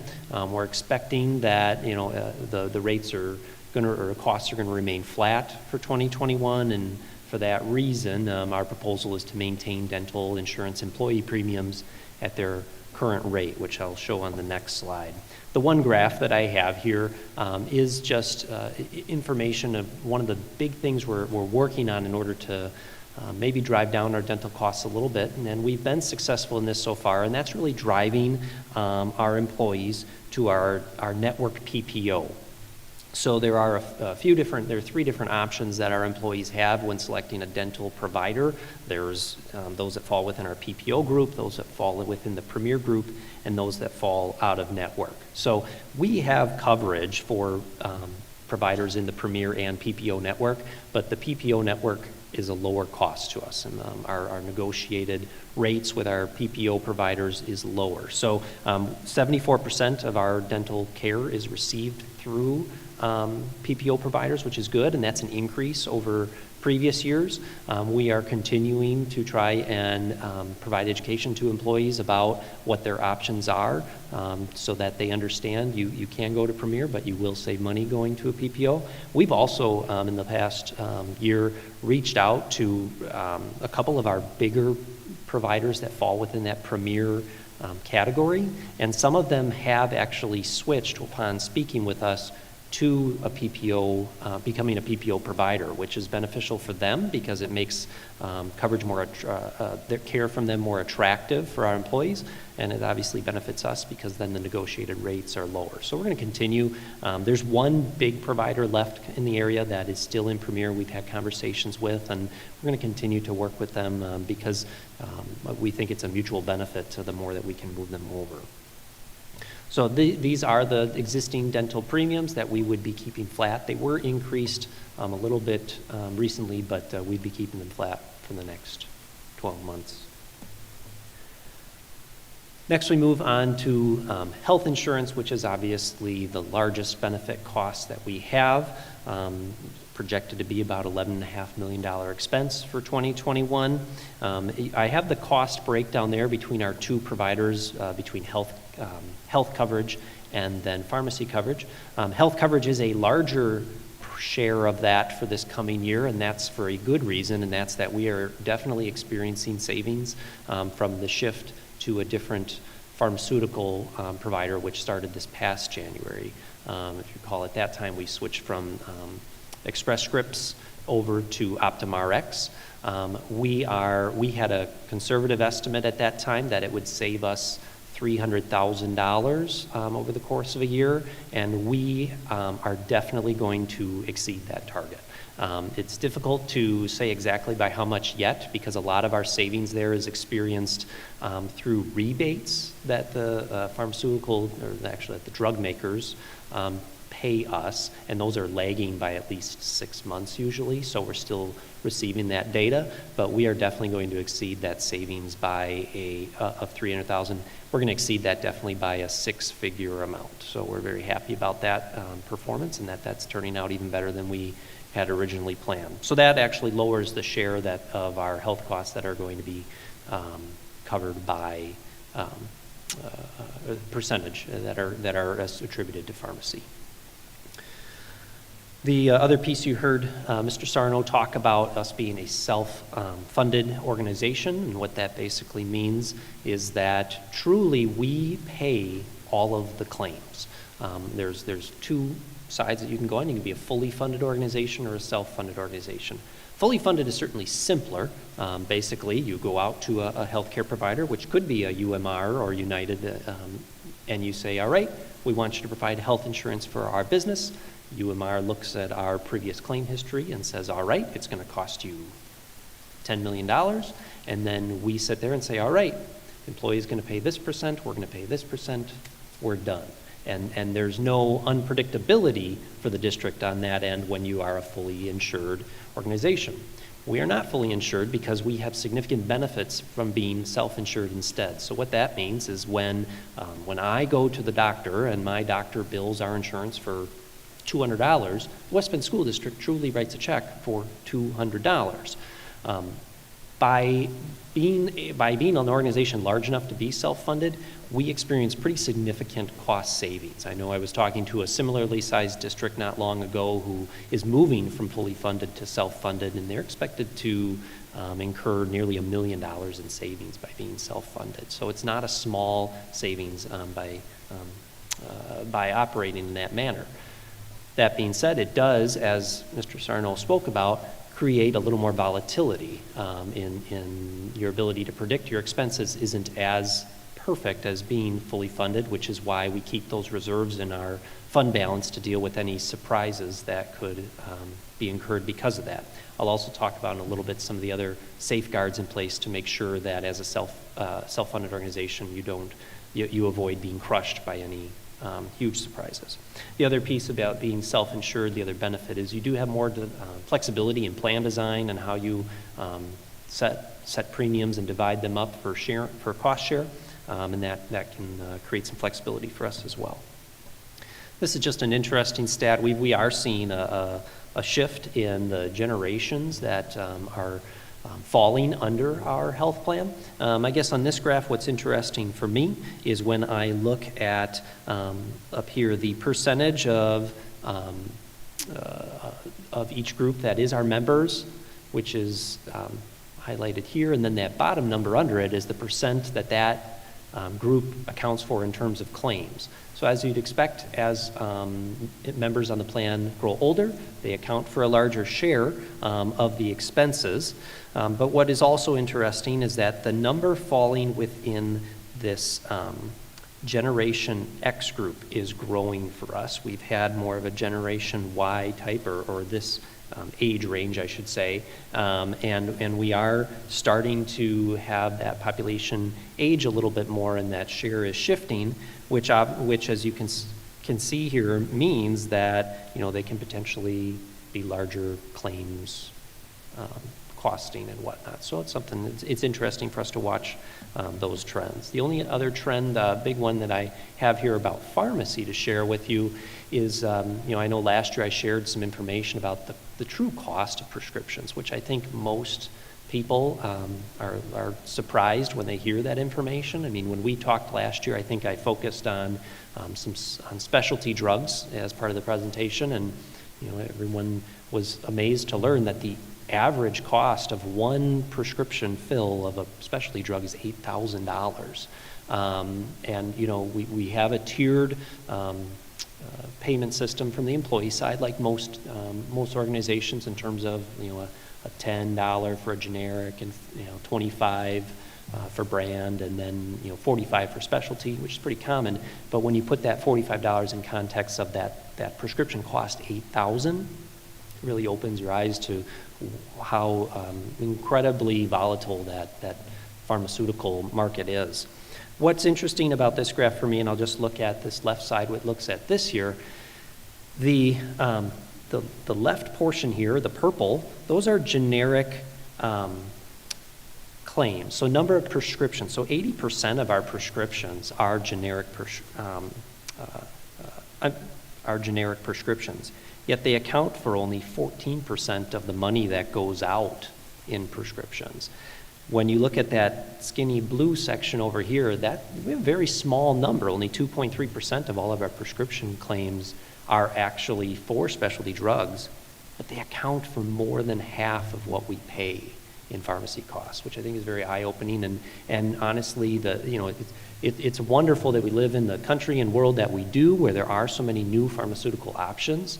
But those new pharmaceutical options have incredible cost. The newest piece out there, we haven't experienced this before, but there's a record-breaking gene therapy that is truly life-saving for children with a certain musculoskeletal disorder. You get one fill of it and you're cured and you'll live. If you don't get it, you won't live. But that one fill costs $2.1 million. So as science reveals new opportunities, which is wonderful, it also creates situations where we have to really take a step back and analyze how we fund our healthcare coverage to account for that. One of the other big pieces that factors into our healthcare coverage is stop-loss insurance, and this is that safeguard that I talked about a few moments ago. So stop-loss coverage is another insurance that we buy that backs us up when we have individuals have extremely high-cost claims. So when we have someone who has a real horrific type of illness, such as a cancer or something like that, when their total claims for the year hit $250,000, we've paid all $250,000 of those dollars as a self-funded organization. But at $250,000 and beyond, stop-loss insurance pays the rest. So that is our safeguard against those truly horrific, catastrophic diseases that are so costly, and that's what prevents us from having too much volatility in our claims costs. So this is being renewed. We've had a few years in a row where, very unfortunately, not for the money-wise, but for the health-wise of our employees, we've had a number of employees have some very significant conditions, and thank goodness we've had excellent health care to support them through that. But just like all insurance, the claims experience is what drives your future costs. So since we've had a few years of higher numbers of high-cost claimants, the cost of stop-loss insurance has gone up. We will pay about $540,000 this year for stop-loss insurance, which provides us that safeguard. This is a overview to kind of give you an idea of what those high-cost claimants look like and what an impact they make on our insurance costs. So each one of these lines is one person. Okay, so we have one person here who incurred $1.2 million in costs. Stop-loss insurance saved us from roughly $1 million in costs there. When you look over here, I mean, we're seeing, so current average total claims per high-cost claimant. So a high-cost claimant is counted as over $50,000. Well, of all those high-cost claimants, I mean, in average, they're having $150,000 in expenses. It's not small expenses, and you know that's the point of having health insurance, right? So this is what comes with the territory. But it is important to recognize that high-cost claimants, both on that pharmacy side that I showed you with specialty drugs, as well as here on some of these huge conditions, they drive a lot of our cost, which is what insurance is for. But when we have increases, a lot of times it is due to high-cost claimants. Positive news, you know, we have our workplace clinic, and that was another decision that was brought to you about a year ago to change, or maybe a little less than a year, to change vendors on our, or we began discussing that, and then we brought it to you, I think, in April when we finally selected a vendor for our workforce clinic. The workforce clinic is now provided at the Freighter at West Bend Health Center on Paradise Drive across the street from Walmart. We've been having very positive experiences there, both in terms of employee health experience and in terms of cost. We are definitely saving a substantial amount of money, a six-figure amount, as we predicted earlier. Lenny, I'm sorry, I need to go back a page. Yep. Does our stop-loss coverage have a cap per patient? So, yeah, so it's per patient, $250,000 is the most we would pay for a single individual's care. Is that the question you're asking? No, because at that point, the stop-loss coverage kicks in, is that Yeah. correct? Yep. So does the stop-loss coverage, does that go to infinity, or do they max out at a certain amount? It does not max out. Okay. So stop loss is a very volatile market because of that. You know, and pharmaceutical is included in stop loss insurance. So If we were to have someone that had that catastrophic musculoskeletal disorder that I talked about earlier, stop loss would pay the entire difference between $250,000 and the $2.1 million. But as stop loss rates have gone up quite a bit in the last few years, as some of those therapies, especially gene therapy, is really the blossoming area where there's some really amazing things going on, but happen at very high costs. So stop loss insurance costs have really gone up in the last few years because of those things. Thank you. So what this graph shows you is the number of urgent care and emergency care visits per 1,000 that we incur compared to a norm group, okay? And as you see, we are way, way below. We have far fewer urgent care visits and far fewer emergency room visits than a normal business that has health insurance experiences. That is because of our clinic, okay? I mean, I think that is, and this is an even better experience than our insurance broker sees with other districts that have clinics. So I think we've done a really good job over many years of encouraging employees to use the clinic and making it accessible. But what this means is that, they go to the clinic, then it costs nothing to the employee. At the same time, our average ER visit, the office visit alone, is about $1,370. So each visit that we get to the clinic instead of an emergency room is a savings of $1,370. Well, when you add up, when you compare us versus the norm group, if these bars were right down the middle, it would cost us about another $310,000 a year. So the clinic is deferring, you can assume about that number. That's pretty close to the actual full cost of the clinic over the course of the year under our new provider, meaning in just urgent care and emergency care deferment, we're almost paying for the clinic alone, aside from when you add in all the other benefits of having a workplace clinic. So this is really positive for us and only speaks to the importance of maintaining a strong clinic. In terms of general health care costs, we are projecting close to a 6% increase in costs, and that comes from our broker really looking at healthcare in Southeast Wisconsin in general. Okay, so that's the number. It's not unique to West Bend School District. It's really the projected increase in costs, right? 5.8% actually is small compared to a lot of years what you've seen in the healthcare industry. Unfortunately, healthcare costs have not, their increasing has not slowed, as we all know. On top of that, being a self-funded organization, we're taking more of an estimate each year as to what the cost share will be between the employer, the school district, and the employee. In a fully funded situation, like I explained earlier, it's easy to determine. We know that the health insurance company will bill us X. We know it will be no more and no less, and we can easily just set a percentage. Being self-funded, we have to make a prediction about where we think those costs will be. On top of that, you also have other pieces that the district funds, such as our health reimbursement accounts, and those pieces factor into our cost share as well. That means that each year we come close, but not always perfect in terms of estimating, all right, we wanted it to be about this much for the employer, this much for the employee.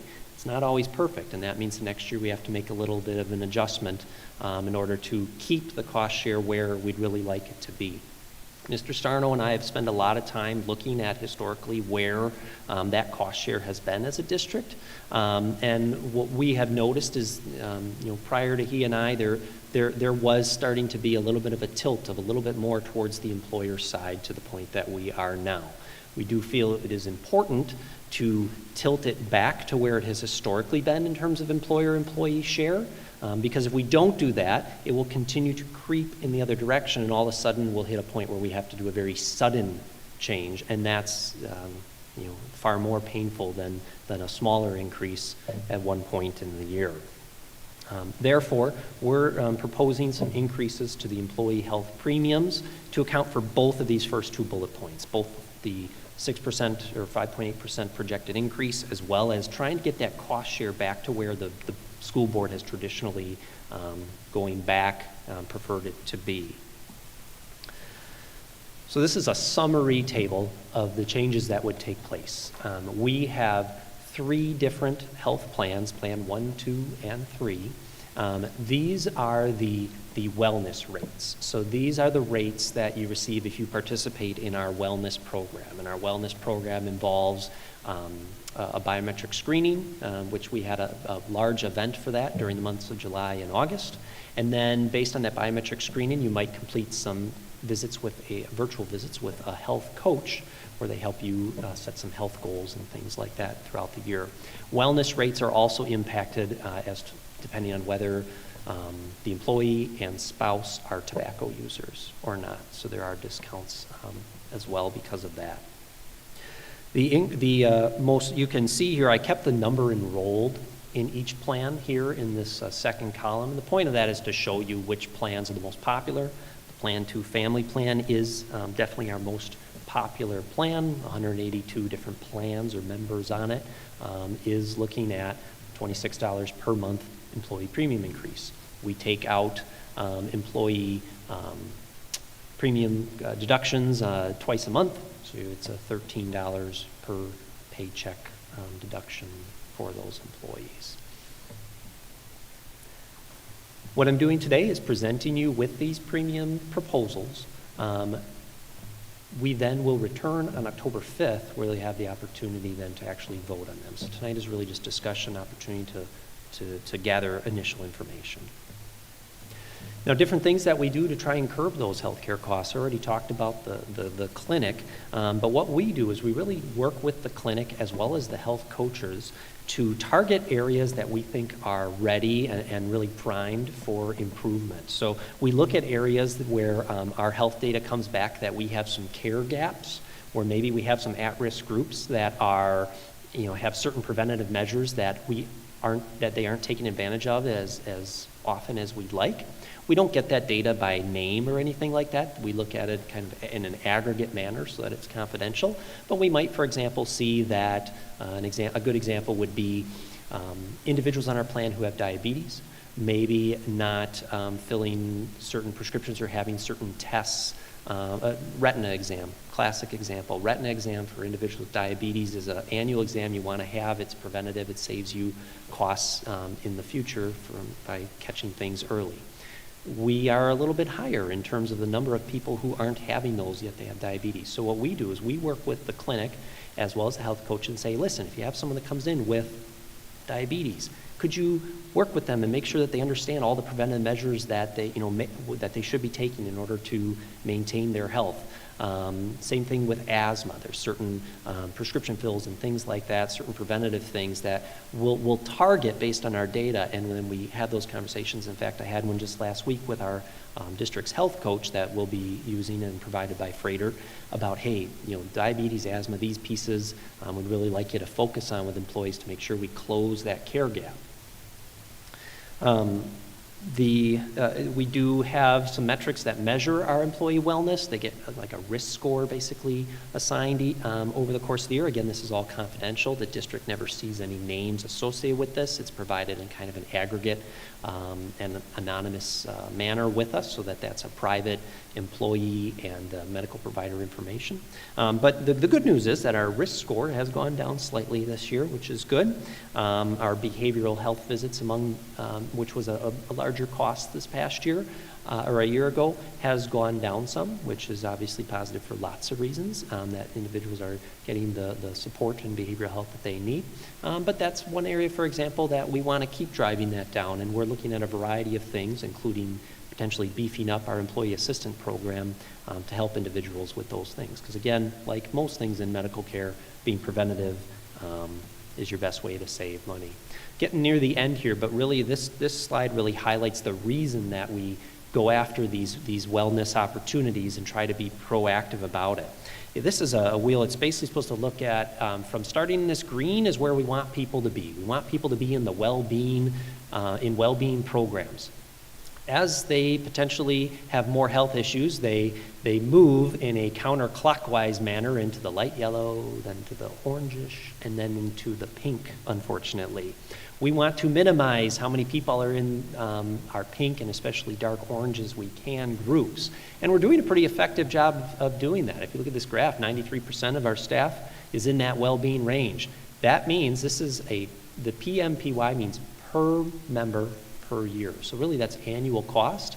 If you're in that green group, your healthcare costs are only about $1,700 a year. Great.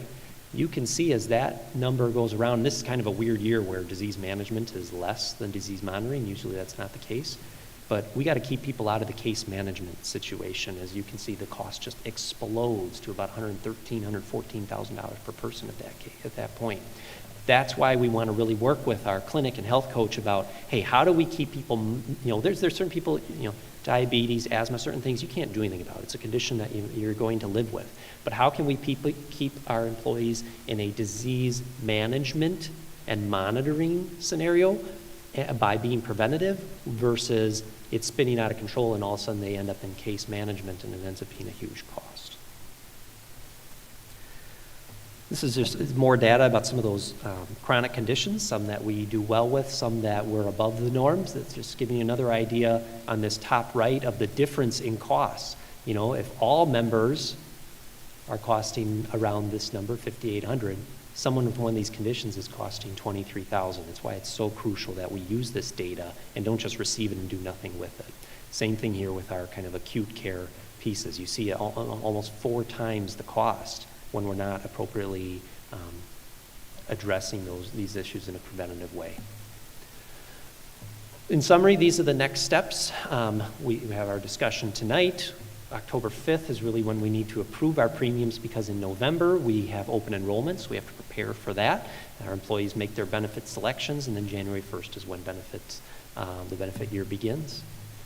That sums up my presentation for tonight. What we'll be doing from after tonight is we'll be sharing information based on your feedback as well with the staff about the direction we're looking, giving them the opportunity to reach out as well with questions and things like that, and then be coming on October 5th with a final proposal.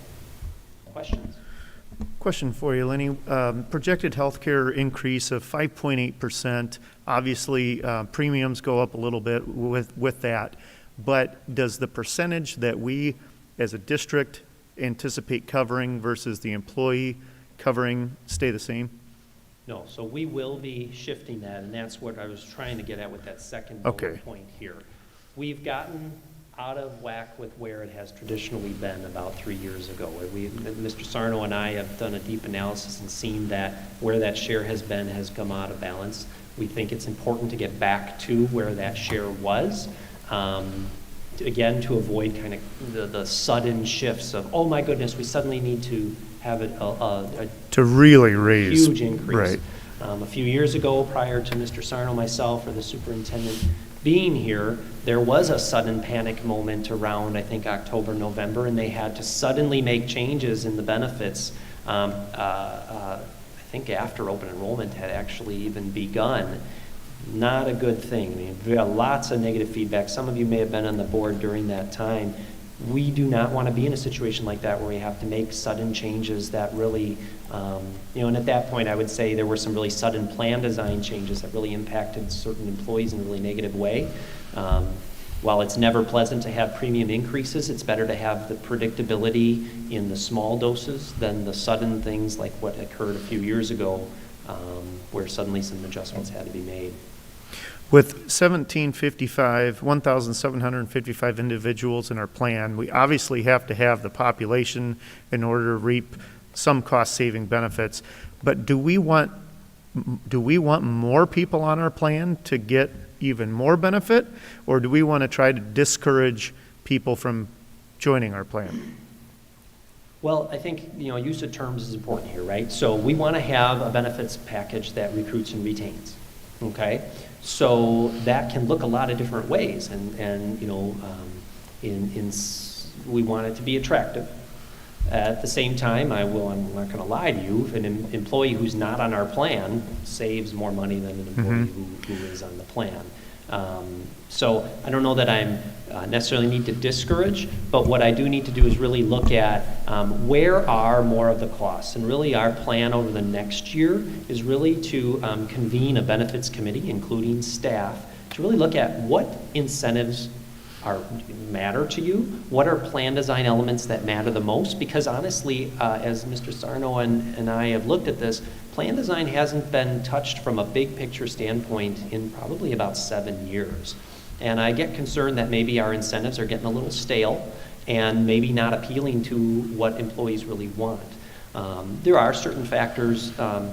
For example, I can tell you from our analysis that the families on our family plan compared to a norm group have bigger families in the West Bend School District. It's not a bad thing, it's just the truth, right? It's good. We have people who have growing families, they're often part of our community, and that's great. Then they come to our schools, and that's awesome. But at the same time, there's a real impact from that. I mean, our family size is probably about a half person, if you can count it that way, half person larger than the norm group. That means the average plan is going to cost you a good amount more. So, you know, I think you want to encourage people to have options that make them want to work here, but also options where the cost of being on such a plan is not so, and premium is not so extravagant that you can't take advantage of. Yeah, I should rephrase that a little bit. I certainly want our employees to be on our plan, and you're right, it's part of our total benefits package. In my company, and it's not uncommon, though, that my spouse has a spousal surcharge. In other words, Caterpillar does not want my wife on my plan if she's offered a plan through her employer. She kind of has to take that, otherwise she gets charged a surcharge, which is substantial. We don't have a surcharge, correct? We do not. And would it be advantageous for us to look at that down the road? I think that's, as I talk about a benefits committee over the next year, Yeah. I think that, along with a number of other options, would be things we would present to the group and really determine, are we aligning our benefits package in a manner that the employees at all engage with, right? Or is it such a slam dunk that it's either you're on or you're not versus kind of a middle ground? I think we need to go to our employees and ask and start to ask those questions about, listen, there's a lot of different things you can do. We use HRAs, we don't use HSAs. You know, we do there's other kinds of ways you can divide up family versus single versus multiple children. You can do all kinds of different things. And actually a lot of that flexibility comes from the fact that we're self-funded. You can do more things with your premiums and that. But what is appealing to our employees and what isn't about our plan? And you know, how do they want to use their health care? And are we providing those options and providing them in the most cost-effective way? So we will be soliciting that feedback in the coming year. And that information will actually be shared, as I said, as I put out communication to the staff in the coming days about this proposal, where we want to take this, because I think we've got a really great direction in terms of collaborative development that we can take this. That hasn't historically been utilized in our system, and I'm excited to kind of shift our process there. Great, thank you.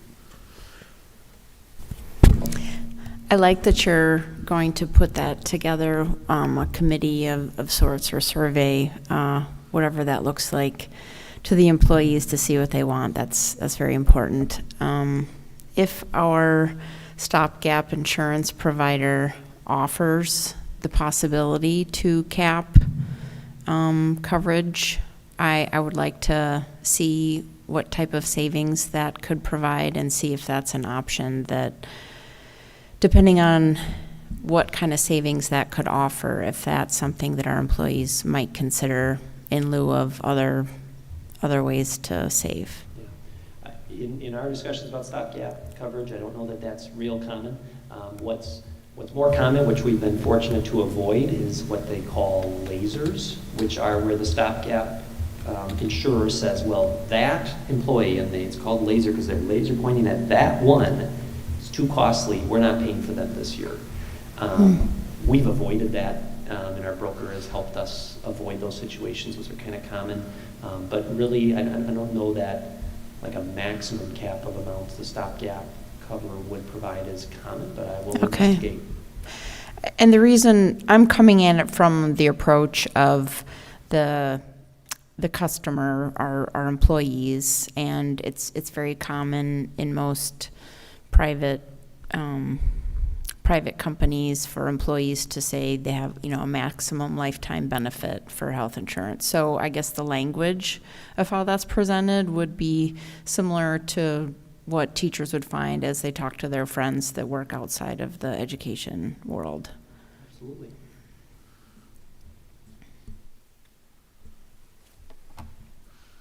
Other questions? Thank you. So again, we're not taking action on this tonight. This is for information, and appreciate sharing the information. Obviously, a lot of work and great exhibits. Thank you. Thanks. All right. The next item on our agenda then is to discuss the board meeting calendar. So upcoming, we have 2 meetings, well, the next 2 meetings, I should say, one in September, September 28th, is the 101st annual meeting, which we had talked about earlier. That will take place here in the West Bend High School Silver Lining Arts Center. Then our next regular school board meeting will take place on October 5th, and we have that location set at this time for the Education Service Center back on Main Street. I think the mandatory mask requirement is currently set to expire at the end of September. We'll see what happens there, but right now it's set for the Education Service Center. Any questions on that? All right. The next item then would be any items for follow-up and communication. Anything that needs to come before the board at this time? All right. Hearing none, we have reached the end of our planned agenda, and so I would move to adjourn the meeting. Second from Nancy? Thanks. Motion and second to adjourn. Any final discussion? All in favor say aye. Aye. Aye. Any opposed? Great, the motion carries. Thanks, everyone. We are adjourned.